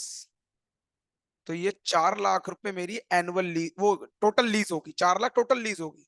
मुझे क्या निकालनी है, एनुअल लीज। तो क्या करूंगा, 4 लाख डिवाइड बाई 3 कर दूंगा। तो कैलकुलेट कर लो कितना आ रहा है, 4 lakh sir divide one by lakh 3, 1,33,333 one rupees. Lakh thirty three thousand three hundred thirty three rupees बोल यस। बेटा कोई डाउट। नहीं सर। समझ आई बात, नहीं समझ आई। आ गई सर। आगे समझ। बस सिंपल सी कहानी हमें इसके अंदर ये समझ। सर बस एक चीज बता हाँ दीजिए। बेटा बोल। सर जैसे डेप्रिसिएशन में सर तो हम लोग उतने पे अमाउंट पे चार्ज करते थे, जैसे 3 इयर्स में हम 40,000 यूनिट निकाल सकते हैं सर। तो बेटा दोबारा दोबारा बोल, एक बार दोबारा बोल। सर हम लोग 3 इयर्स में 40,000 यूनिट्स ही निकाल सकते हैं। हाँ हाँ। तो डेप्रिसिएशन के लिए 5,000 अपॉन 40,000 की जगह 5,000 अपॉन 50,000 क्यों की है? अभी यस सर, इसके पहले। Yes sir. ये वाले में यस सर। बेटा पहले साल तुमने कितना आउटपुट निकाला? 5,000। 5000। टोटल कितना निकाल सकते थे? सर 3 साल में तो 40,000 निकाल सकते हैं ना। लेकिन मशीन तुम कितने साल के लिए यूज करोगे? 3 साल के लिए, उसमें पांच 40,000 साल के निकाल लिए। सकते। मशीन तो 5 साल यूज करनी है ना। अच्छा। मशीन की लाइफ तो 5 साल ही है। तो ओके उसने सर। बताया तुम पूरे 5 साल में 50,000 यूनिट निकाल सकते हो। तो लेसर पूरा उस पे लगाएगा, पूरे अमाउंट पे। तो हाँ, क्योंकि ये तो परसेंटेज नहीं दे रहा ना, तो तुम्हें एक तरीके से स्ट्रेट लाइन की तरह यूज हो रही है। Okay sir. तो इसलिए पूरे पे निकलेगा। बोलो, बात समझ आई? Yes sir. ठीक है, अब इसकी जनरल एंट्री क्या होगी वो देखो।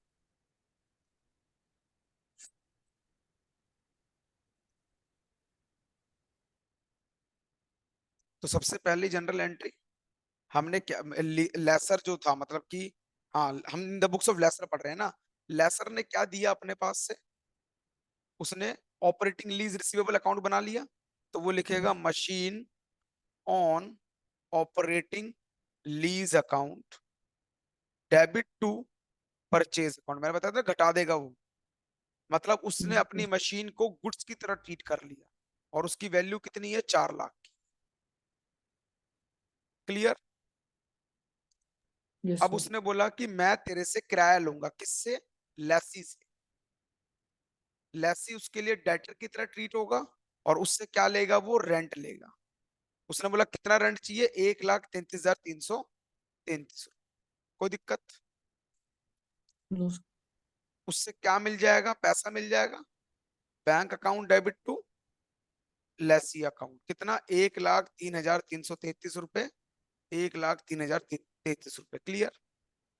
Yes sir. अब यहां पर अगली बात वही प्रोपोर्शनेट वाली। कौन सी वाली? क्या मेरा खर्चा 1,33,000 का किराया, मतलब मेरी जो कमाई हो रही है वो 1,33,000 की हो रही है, क्या एक्चुअल में 1,33,000 की कमाई हो रही है? नहीं सर, आउटपुट मैच करने से नहीं होगी। तो आउटपुट तो वो निकालना पड़ेगा ना उसके लिए हमें। तो उसके लिए कैसे निकालेंगे?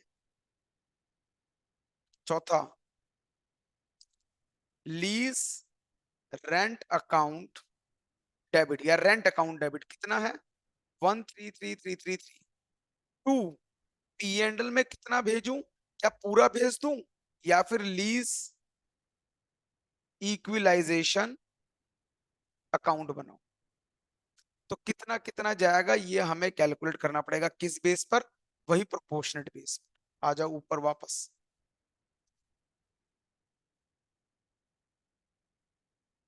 अब देख बेटा, टोटल ये कितना था हमारा ऊपर?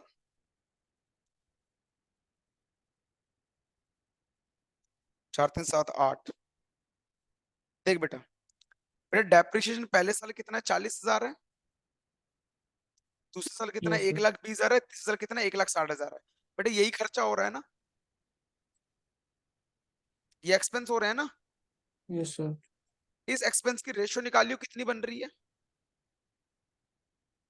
One 1 ratio two three ratio one is 4 two यही थ्री बन रही है। Two four yes sir. कोई दिक्कत? बेटा एनुअल रेंट मैं सबसे नीचे सॉल्व कर रहा हूँ। एनुअल रेंट पहले साल का कितना दे रहे हो तुम? 133,333। एक्सपेंस एज पर रेंट कितना होगा, या एज पर मशीन कितनी होगी? टोटल मशीन 4 लाख की कीमत थी। 4 लाख की कीमत 1/8 कितना बैठ रहा? 50।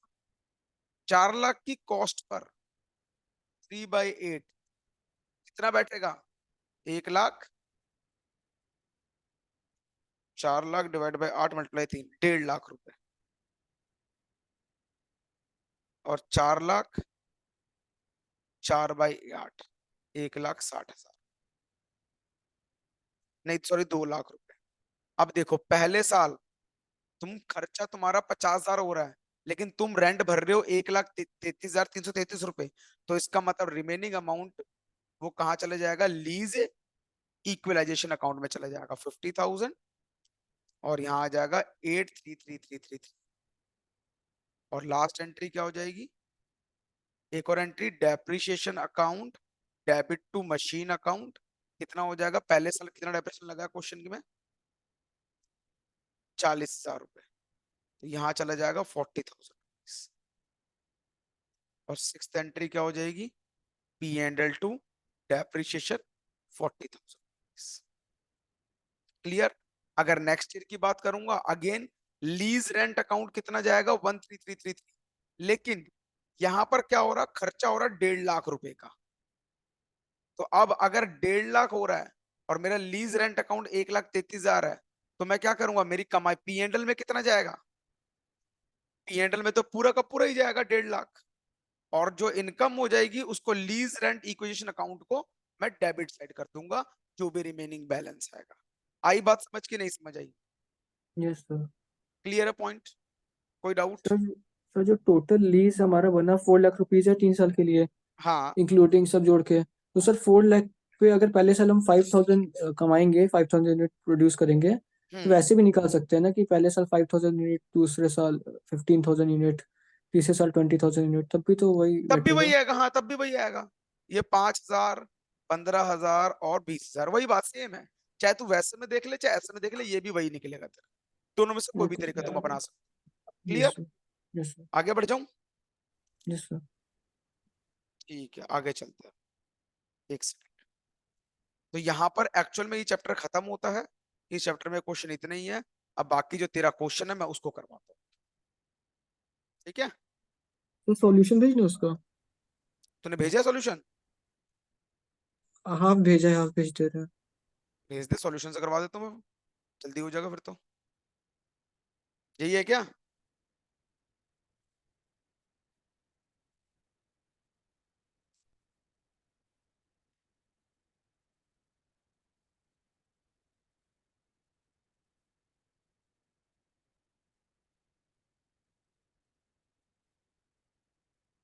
यस सर यही है। यही है, इतना सॉल्यूशन है। नहीं सर, इसके बाद हाफ भेजे हैं, अलग अलग पेज पे दिया हुआ है ना सर एक्चुअली। ठीक है कोई नहीं, देखो यहाँ तो इसने वही बात लिखी ली जो मैंने अभी तुम्हें लिखी थी कि कॉस्ट ऑफ इक्विपमेंट 10 लाख रुपए है, उसकी अनगारंटेड रेजिडुअल वैल्यू जो है वो 1 लाख रुपए की है। अब यहाँ पर उसने दो तरीके से प्रेजेंट वैल्यू बताई है, क्वेश्चन में देखो एक बारी, पहले उसने बोला प्रेजेंट वैल्यू 1 रुपए के हिसाब से 10% के हिसाब से इतना रेट ऑफ इंटरेस्ट है, तो मेरी वैल्यू कितनी थी क्वेश्चन के अंदर, 1 ईयर। अनगारंटेड की। अब देखो वो तीसरे साल के एंड की बात बता रहा है क्वेश्चन में, एक बार देखो, लीज पीरियड 3 साल का गिवन है, 5 साल की एक्सपेक्टेड लाइफ है, लेकिन हमें तो 3 साल का ही दे रखा है, हमें 3 साल के यस ऊपर सर। कहानी पढ़नी है।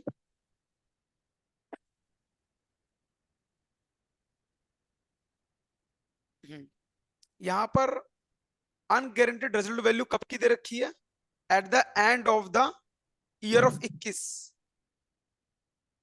अभी अगर 21 की वैल्यू दे रखी है, जो बेटा तूने क्वेश्चन दिया है, उसके अंदर ये पता करो उस मशीन को कब उसने लिया है।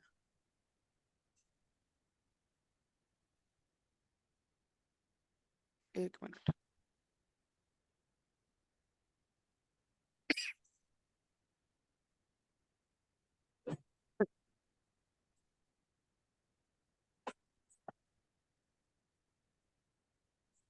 यहाँ पर डेट कुछ लिखी है 2019 में लिखी है, दिख रहा है, यस सर। तो इसका मतलब 2019 में अगर ले रखा है तो 19 20 20 21 yes sir, lease period, beginning दिया है, बिगनिंग बिगिनिंग दे 19 रखा में। 19 में, ठीक है ना। अब यहाँ पर क्वेश्चन के अंदर सारी बातें यही लिखी हुई है, at the end of the 2021, तो 19 20 21 तीसरे साल में अनगारंटेड रेजिडुअल वैल्यू 1 लाख है, तुम्हें प्रेजेंट वैल्यू भी कब की दे रखी है, तीसरे साल की दे रखी है, एन्युटी की वैल्यू कब दे रखी है, तीसरे साल में दे रखी है, तो ये अनगारंटेड वैल्यू जो है तुम्हारे पास वो तीसरे साल के एंड में दे रखी है। क्या मुझे ये पता लग सकता है कि अगर ये अनगारंटेड 1 लाख है तो उसके हिसाब से पहले वैल्यू कितनी होगी इसकी। सर फ्यूचर में 1 लाख है, वो आज की वैल्यू उसकी क्या होगी ना। हाँ फ्यूचर में 1 लाख है तो आज की वैल्यू क्या होगी, तो देखो प्रेजेंट वैल्यू ऑफ अनगारंटेड निकाला उसने, सीधा मल्टीप्लाई करके इतनी निकल गई, कितनी हो गई, सर अनगारंटेड की वैल्यू ये है, तो लीज पेमेंट कैसे होगा याद है वो, अनगारंटेड का कि एक्सपेक्टेड कितने निकाल लेंगे। तो अगर 1 लाख अनगारंटेड है, प्रेजेंट वैल्यू इतनी है, सॉरी 10 लाख तुम्हारी टोटल वैल्यू है, 10 लाख तुम्हारी टोटल वैल्यू है, जिसमें प्रेजेंट वैल्यू ऑफ अनगारंटेड इतनी है। तो इसका मतलब प्रेजेंट वैल्यू ऑफ मतलब कि लीज पेमेंट, मतलब मिनिमम लीज पेमेंट जो हो जाएगी तुम्हारी कितनी हो जाएगी, 9,24,870 रुपए। ये बात समझ आई नहीं समझ आई? Yes sir. ये क्लियर है पॉइंट? यहाँ पर इसने क्वेश्चन को उल्टा करवाया है। मतलब हम क्या करते थे, हमारे पास एमएलपी गिवन होती थी, जो भी एमएलपी की ये फ्यूचर वैल्यू गिवन होती थी हमारे पास, हम फ्यूचर से प्रेजेंट में जाते थे, यही करते थे। लेकिन यस अब सर। हमें गिवन है अनरिकॉग्नाइज्ड अनगारंटेड रेजिडुअल वैल्यू गिवन है, जिसकी कीमत 1 लाख रुपए 30 साल के एंड में। तो बताओ इसकी प्रेजेंट वैल्यू क्या होगी? तो जो भी पीवी फैक्टर गिवन है मैंने उसको उससे मल्टीप्लाई कर दी 0.7513, इससे मेरी वैल्यू आ गई 7513। ये मेरी प्रेजेंट वैल्यू निकलेगी। तो मुझे मेरे पास प्रेजेंट वैल्यू ऑफ एमएलपी कैसे पता लगेगी? इसकी फेयर वैल्यू भी 10,000 है, वैसे भी 10 लाख है। तो 10 लाख से मैंने ये कौन सी वैल्यू ली है, मैंने कॉस्ट ली है उसकी, लीज कॉस्ट की या फेयर कॉस्ट। वैल्यू? हाँ फेयर वैल्यू ना सर? हाँ। तो मैंने इसको इससे जब माइनस करा, जो भी मेरी वैल्यू निकली, 10 लाख -75,130, तो ये निकली 9,24,870 रुपए। तो मतलब ये yes sir. Present value of MLV आ गई मेरी, क्लियर? Yes sir. उसके बाद देखो, अब इसने क्या लिखा है कि present value of lease payment ये है, इसने 1% को माइनस करके बताया 10 lakh. In the present case of present value MLP substantially cover fair market for 3 years, major part is 60% of the fire of 5 years lease set. बेटा देख, ये जो पॉइंट लिखा है ना 60% 40% वाला, यस यस सर। ये नहीं, ये ऐसा समझ नहीं आएगा, क्योंकि इसके लिए बेटा अलग टॉपिक होता है, और ये क्वेश्चन ऐसे नहीं होते ये। पहली बात तो तुम्हारा हायर परचेस डिलीट है, उसमें थोड़ा बहुत होता है, वो भी नहीं है। अब इसके लिए इतनी बातें नहीं समझनी तुम्हें, इसके लिए सिर्फ तुम्हें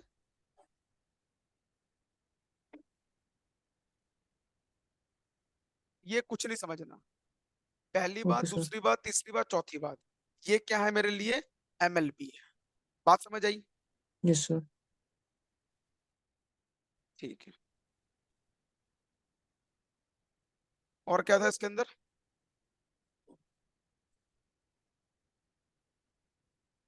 और कुछ निकालना था, यही था ना इसके अंदर अभी कुछ? नहीं सर, निकालना था, मतलब पूरा हाँ क्वेश्चन वही है। हाँ। सर ये 15 मार्क्स का क्वेश्चन था, 18 मार्क्स, सॉरी।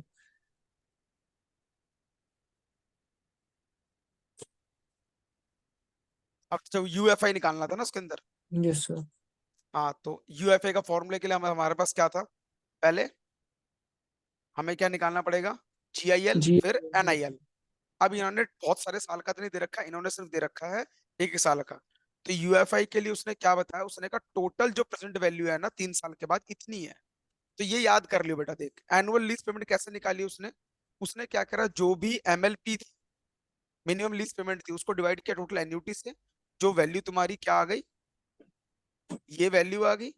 इस वैल्यू को 3 साल से मल्टीप्लाई किया, क्योंकि 3 साल का लीज पीरियड था, जिससे तुम्हारे पास टोटल लीज पेमेंट आ गया।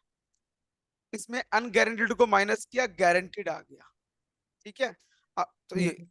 मतलब अनगारंटेड को माइनस किया तेरे पास, टोटल लीज पेमेंट से अनगारंटेड को माइनस किया, तुम्हारे पास जीआईएल निकली है। अब प्रेजेंट वैल्यू ऑफ रेंटल ये है, अनगारंटेड तुम्हारे पास ये है, इन दोनों को जोड़ दूंगा तो मैं यूएफआई आ जाएगा, क्योंकि मेरे पास यूएफआई के लिए क्या था, एनआईएल की तो जरूरत नहीं पड़ी यहाँ पर। इस पूरे कैलकुलेशन में सिंपल सी बात क्या है, देख, वो ग्रॉस इन्वेस्टमेंट की भी क्या निकाल रहा है, प्रेजेंट वैल्यू निकाल रहा है। ये जो ग्रॉस इन्वेस्टमेंट है, ये 12,15,736 रुपए की है। इसकी प्रेजेंट वैल्यू कितनी होगी?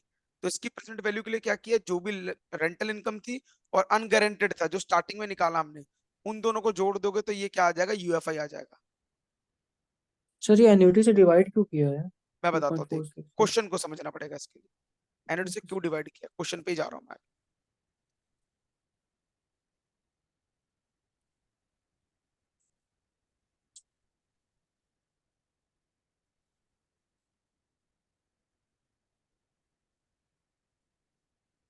देख बेटा यहाँ क्या लिखा हुआ, प्रेजेंट वैल्यू ऑफ एन्युटी। बेटा एन्युटी का मतलब होता है 1 साल की बात, at the end of third year 10%। बेटा ये 2 रुपए से मतलब ये समझ रहा है, ये टोटल बता रहा है, क्या बता रहा तुम्हें, टोटल वैल्यू बता रहा है। जैसे कि अभी तक हमने क्वेश्चन किए, अगर मैं इन सबको प्लस करूंगा तो वैल्यू क्या आएगी? तो कुछ तो वैल्यू आएगी। अभी बताता हूँ, मैं प्लस कर रहा हूँ बेटा। वैल्यू आ रही है 4.106, इस टोटल वैल्यू आ रही है 4.106। ठीक है। वो कह रहा है अगर 10% वाले जो वैल्यू है, अगर तुम 3 साल को जोड़ लोगे तो उसकी जो परसेंट वैल्यू निकलेगी वो निकलेगी तुम्हारी मतलब सर टू। एक रुपये सर 3 साल तक इन्वेस्ट करेंगे उसी रेट पे तो ना हाँ, सर? तो उसको जो टोटल जो पैसा मिलेगा वो 2 रुपए, 1 रुपए के बदले 3 साल के बाद तुम्हें 2 रुपए 48 पैसे, इतना पैसा मिलेगा। तो आई बात समझ? Yes sir. तो जिस वजह से जो हमने प्रेजेंट वैल्यू निकाली किसकी, लीज की, उसको टोटल से डिवाइड कर दिया, जिससे मुझे पता लग गया कि वो एक्चुअल में उसकी टोटल वैल्यू क्या निकल पाएगी। तो एनुअल लीज पेमेंट यहाँ पर 3 क्या आ गई, 3 साल से मल्टीप्लाई करा, टोटल आ गया। अनगारंटेड से माइनस कर दे, जीआईवी आ गई। समझ आई बात? Okay sir. बेटा करना क्या पड़ेगा, इसको थोड़ा ध्यान से देख लियो इसी question. Clear? Okay sir. Sir एक बार ठीक है हो पाए बेटा, तो उसको नेक्स्ट क्लास में अगर समझा करवा दीजिएगा दूंगा टाइम। मैं, करवा दूंगा, हाँ करवा दूंगा इसको मैं। सर एक बार टाइमिंग जरा बता देंगे नेक्स्ट क्लास की कब रहेगी बेटा सर? देख अभी तो, 1 मिनट रुक जा।